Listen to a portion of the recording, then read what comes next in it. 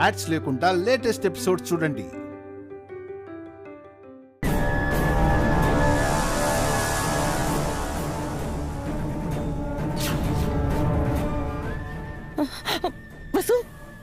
వసు గారు,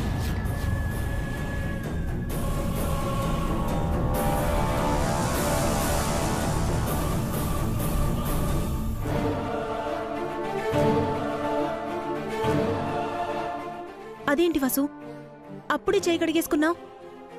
కడుపు నిండిపోయిందక్క.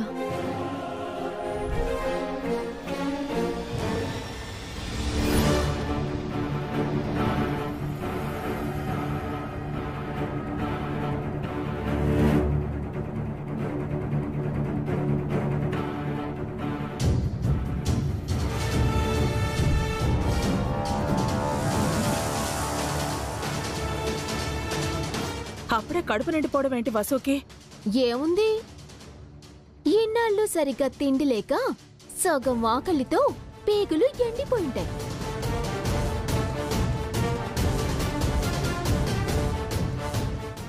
ఇప్పుడు కొంచెం తినగానే ఆకలి చచ్చిపోయి ఉంటుంది.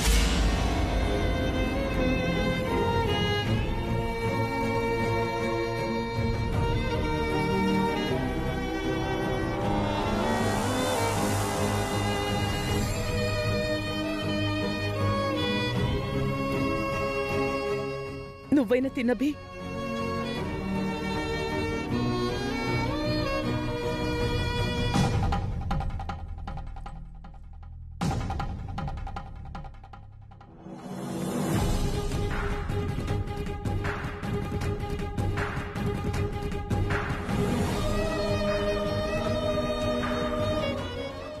బన్నీ, అను, కీర్తి,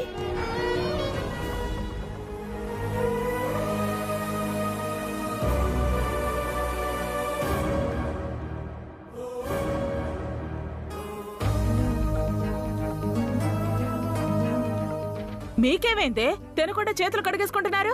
కడుపు నిండిపోయిందమ్మమ్మా. మమ్మీ, మాకు నిద్ర వస్తుంది, మమ్మల్ని పడుకోబెట్టవా? అందరికీ గుడ్ నైట్. పద కీర్తి, రా బన్నీ.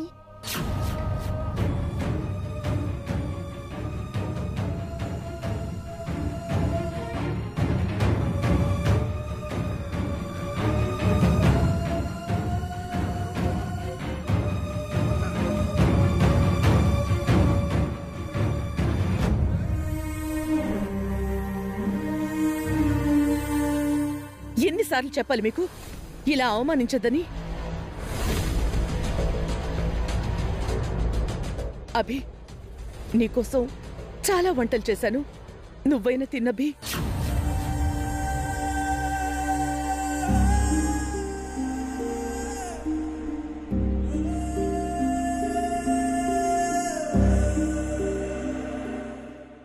మా మీద ప్రేమతో నువ్వు ఎక్కువ వంటలు చేసావమ్మా. కానీ మేము మా కడుపు పట్టినంతే కదమ్మా తినగలం.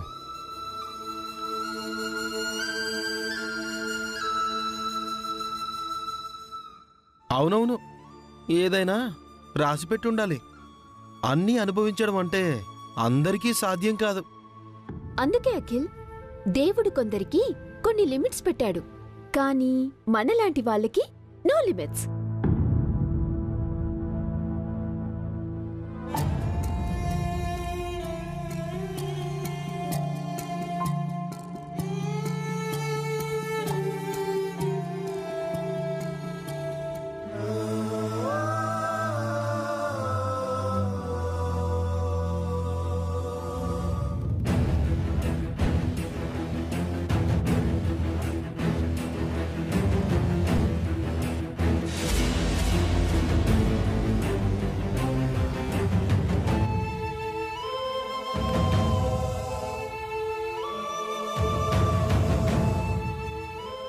మీ బతుకులు తగలెట్ట వాళ్ళని కడుపు నిండా తినకుండా చేశారు కదే. అభిగాడు విసిరేసిన ఎంగిలి మెతుకులు తింటూ వాళ్ళనే అన్నారు కదే. మీరు బాగుపడరు.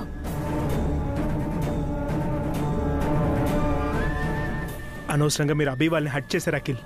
మీరు అలా మాట్లాడకుండా ఉండాల్సింది.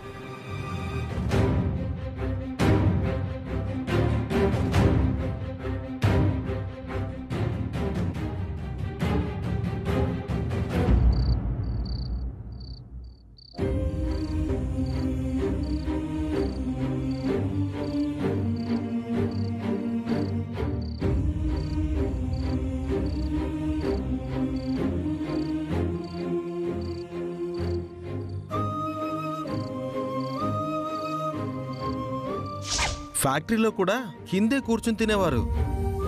ఇప్పుడు డైనింగ్ టేబుల్ డిన్నర్ అరుగుతుందో లేదో. పిల్లలు తిండికి మొహం వాచినట్టున్నారు. ఈ రోజు పొట్టలు పగిలేలా తింటారేమో. కానీ గడ్డి తినే బుద్ధికి అన్నం ఎలా తినబుద్ధి అవుతుందో.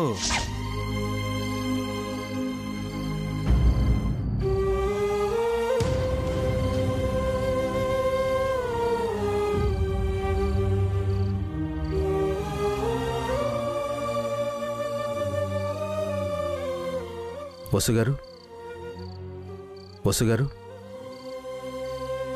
ఇక్కడేం చేస్తున్నారు? పిల్లలు పడుకున్నారా? నిద్రపోయారు. ఏంటి అలా ఉన్నారు? ఏం లేదు. డైనింగ్ టేబుల్ దగ్గర జరిగిన గొడవ గురించేనా ఆలోచిస్తున్నారు?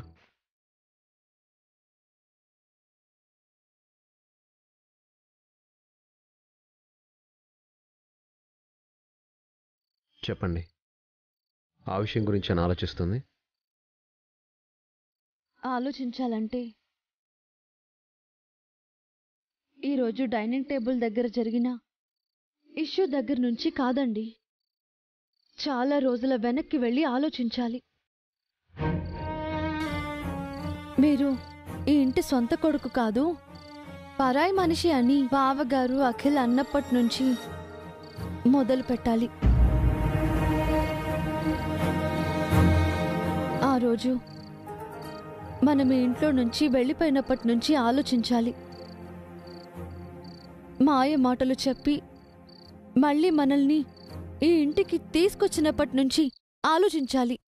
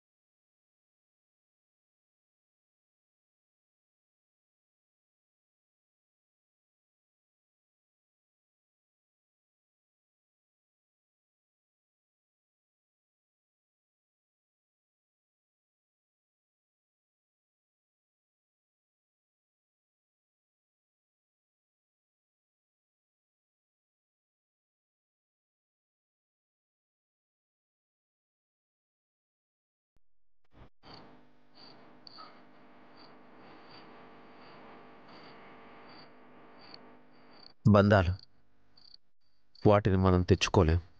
ఎందుకండి? మీరు పువ్వులు ఇస్తుంటే వాళ్ళు నిప్పులు విసురుతున్నారు. మీరు ప్రేమ చూపిస్తుంటే వాళ్ళు ద్వేషం కక్కుతున్నారు.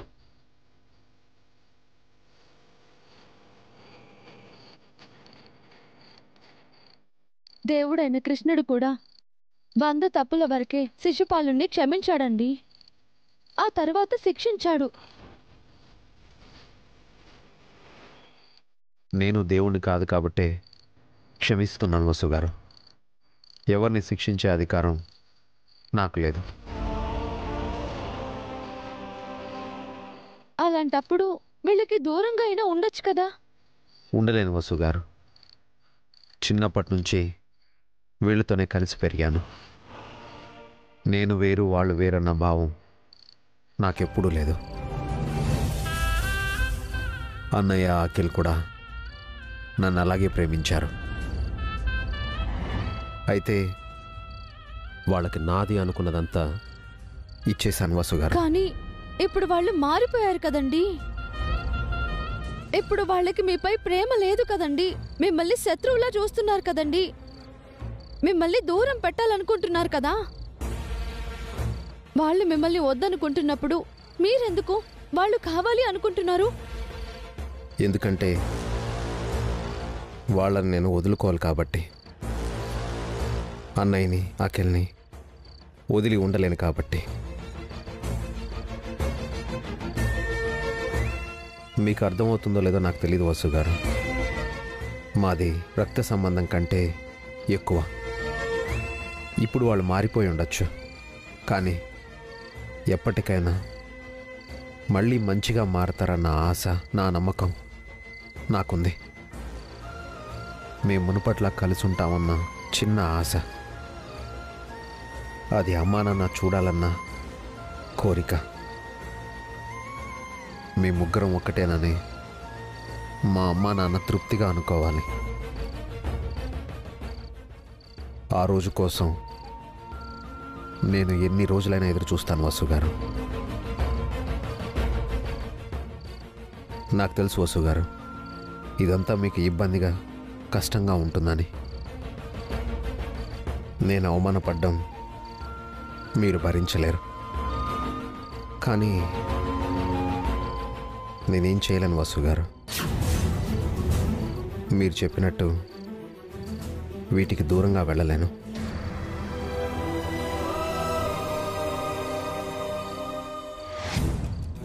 మీరు అవమానపడటం, నేను బాధపడటం మాత్రమే కాదండి, పిల్లలు కూడా కష్టపడుతున్నారు. ఇంత చిన్న వయసులో వాళ్ళ భవిష్యత్తుపై ఇలాంటి విషయాలు పెద్ద ప్రభావం చూపుతాయి. వాళ్ళ గురించి కూడా కొంచెం ఆలోచించండి. మీ ఫీలింగ్స్ నేను అర్థం చేసుకోగలను, కానీ పిల్లలు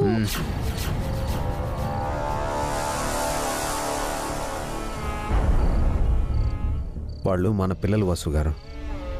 వయసులో చిన్నవాళ్లే కావచ్చు, కానీ పరిస్థితులను అర్థం చేసుకునే పెద్ద మనసు వాళ్ళకుంది. ఇప్పటికే బన్నీ అంతా అర్థం చేసుకుంటున్నాడు. అనుకీర్తిల మాటేంటి? వాళ్ళు ఆడపిల్లలండి, ఇంకా అమాయకత్వం పోలేదు. వాళ్ళిప్పటికీ ఈ ఇల్లు, ఈ మనుషులు. మీరు అనుకీర్తిల తల్లి వసు గారు. మీ అంత స్ట్రాంగ్గా అనుకీర్తిలని తీర్చిదిద్దలేరా? మీకంటే ఎక్కువ కష్టాల్ని అనుకీర్తిలు చూడలేదు కదా. బన్నీని స్ట్రాంగ్గా పెంచిన మీరు అనుకీర్తిలను కూడా అంత స్ట్రాంగ్గా పెంచలేరా? ఈ బంధాలని నేను వదులుకోలేను వసు గారు. నా భార్యగా మీకు తప్పదు.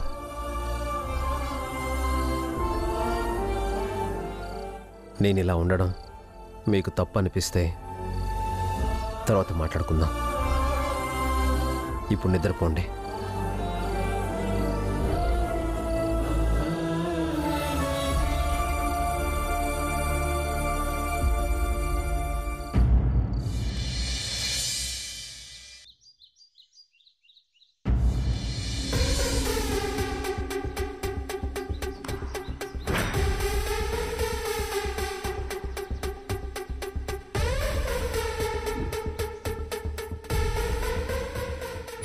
అబ్బా, అసలు అభి వాళ్ళకి సిగ్గు శరం చీము నెత్తురు లేవాకిల్.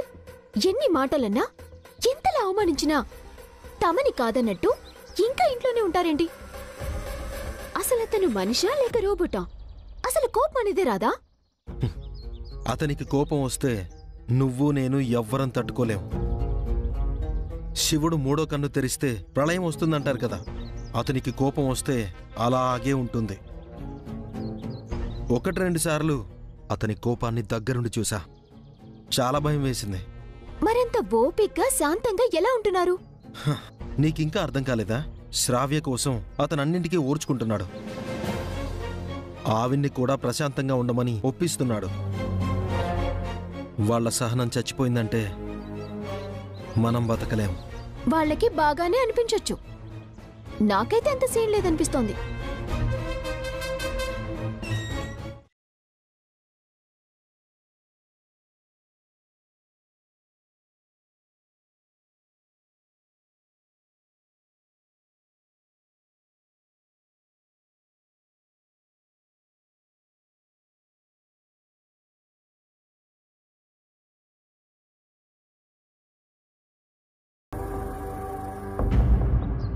అది అమ్మా. ఆపండి.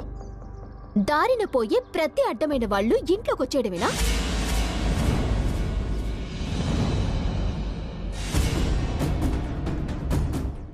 ఇంట్లో తిష్ట వేసి తేరగా తిని కూర్చోడానికి ఇదేమైనా ధర్మసత్రం అనుకుంటున్నారా?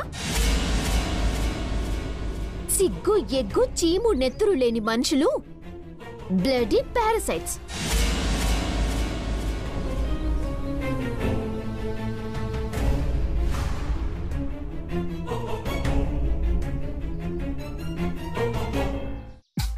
వసే వసే, నోటికి ఎంతొస్తే అంత మాట్లాడుతున్నావేంటి? ఆ వసుకు గాని తిక్కరేగిందంటే ఆ టవల్లాగా నిన్ను ఉతికి ఆరేస్తుంది. ఏడ్చింది, తను నన్నేం చేస్తుంది? హారిక, నిజంగా నువ్వు ఓవర్ చేస్తున్నావు. కాస్త తగ్గించు. అతను ఆపబట్టే ఆవిడ ఆగుతుంది, లేదంటే నీ వీపు విమానం మూత మోగుతుంది. చా, తను చేయి చేసుకుంటే నేను సైలెంట్ గా ఉంటానా? నిద్రపోతున్న గాడిదను లేపి మరీ తన్నించుకోవటం అవసరమానే హారిక? వాళ్ళ సంగతి ఏంటో చూడు. ఎవరు మీరు? ఎందుకొచ్చారు? భాస్కర్ సార్ రమ్మన్నారు సార్. ఇంట్లో ఏవో పనులున్నాయంట, చేయడానికి వచ్చాం. లోపల మా అన్నయ్య ఉన్నాడు, వెళ్ళండి. ఆగండి, ఇక్కడ పనులేం లేవు, మీరు వెళ్ళండి. అదేంటే, నిశ్చితార్థం పనులున్నాయి కదా. వాటికి వేరే మనుషులున్నారు, వీళ్ళ అవసరం లేదు. మరి మా కూల్ డబ్బులమ్మా?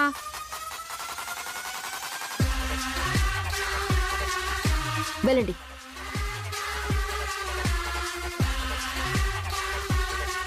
ఏం చేస్తున్నావు హారిక నువ్వు? వేరే మనుషులు ఎవరున్నారు? పదండి చెప్తాను.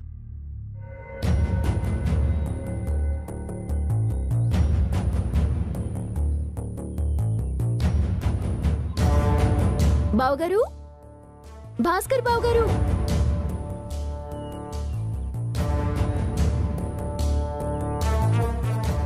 ఏంటి హారిక?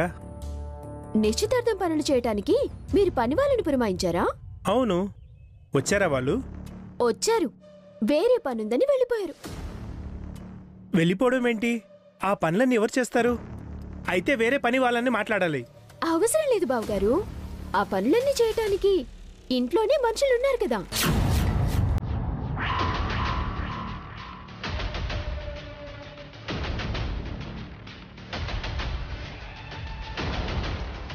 పనులు చేసే మనుషులు ఇంట్లో ఎవరున్నారు హారిక? అభిబాబు గారు, వసు అక్క ఉన్నారు కదా అత్తయ్య.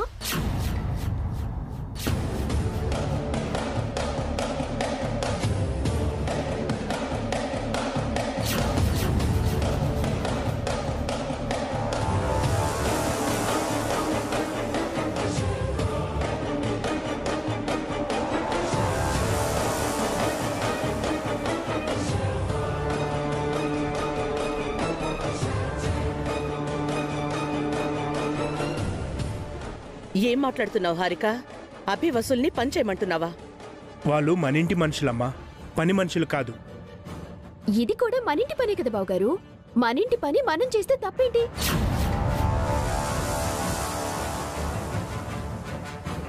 పైగా అభిబాబు గారు ఒకప్పుడు పెద్ద ఈవెంట్ ఆర్గనైజర్. ఇలాంటి ఎంగేజ్మెంట్లు, వెడ్డింగ్లు ఎన్ని చేయించుంటారో. బావగారికి ఎంతో ఎక్స్పీరియన్స్ ఉంది. ఉంటే ఇప్పుడు అభి ఈ ఇంటికి ఈవెంట్ ఆర్గనైజర్గా రాలేదు, శ్రావ్యకి బాబాయ్గా వచ్చాడు.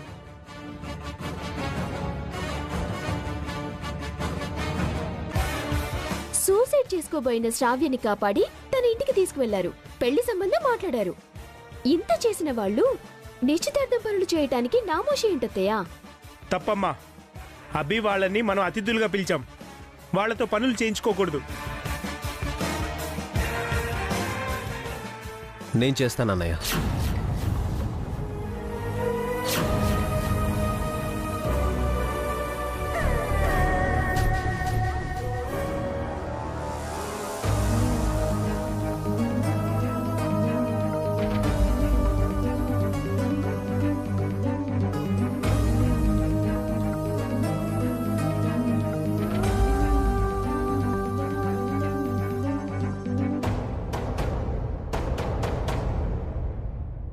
అభి అవునమ్మా,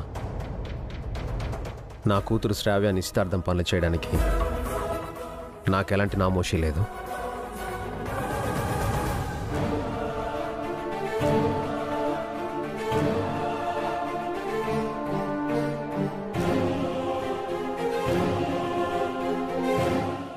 అవి పనివాళ్ళు చేయాల్సిన పనులు రావి, నువ్వు చేస్తావా?